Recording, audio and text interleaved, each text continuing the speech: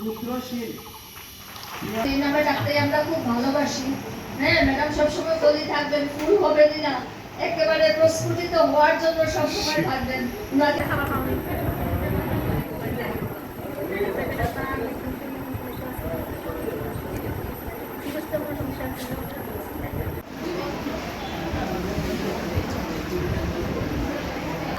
ভালো কিছু করতে পারবো। আর আমাদের তো স্বপ্নই এইচএম ম্যাডামের সহযোগিতায়